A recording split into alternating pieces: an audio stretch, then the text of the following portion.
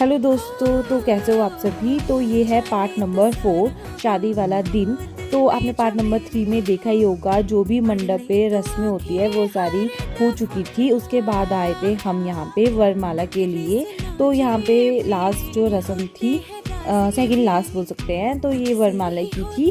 उसके बाद वरमाला के बाद यहाँ पे आ गए थे हम वापस। उसके बाद थी यहाँ पे विदाई की रस्म। तो विदाई से पहले जो शुभ शिक्षा पढ़ते हैं वो हो रहा था। और जो ये वाला मोमेंट होता है ये बहुत ही ज़्यादा इमोशनल होता है हर लड़की के लिए जिसकी भी विदाई होती है और जो भी उसके घर वाले होते हैं। तो उसके बाद यहाँ पे विदाई होगी थी और देखो इतने सारे बाराती हम आए हुए थे साथ में। और फिर उसके बाद मैं आ गई थी दूसरी कार में, क्योंकि भैया के साथ अब भाभी जी जा रहे थे और उनकी बहन जाने थे। तो हम यहाँ पे उसके बाद अपने घर पहुँच गए थे। और फिर यहाँ पे हमने सबसे पहले भाभी जी की वेलकम की तैयारी की फटाफट से, क्योंकि हम सबसे पहले पहुँच गए थे।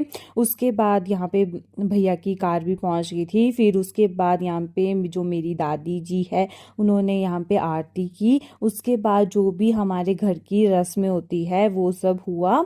और उसके बाद जो है भाभी जी की यहाँ पे मुंह दिखाई हुई। और मुंह दिखाई में जो भी भाभी मतलब ताई जी ने उनके लिए गिफ्ट लिया था वो दिया। उसके बाद हमारे घर में फिर से सिंदूर वाली रस्म होती है। और सबसे इंटरेस्टिंग चीज़ तो ये वाली खेल होता है, जो पानी में सिक्के डाल के उनको ढूंढना होता है। और जो सबसे पहले ढूंढता है, बोलते हैं जो सबसे पहले ढूंढता है उसी का ही राज चलता है। तो सबसे पहले तो भाभी जी जीते थे, उसके बाद भैया, फिर भाभी, बस ऐसे चलता रहा। ओके दोस्तों, फिर मिलते हैं नेक्स्ट पार्ट में।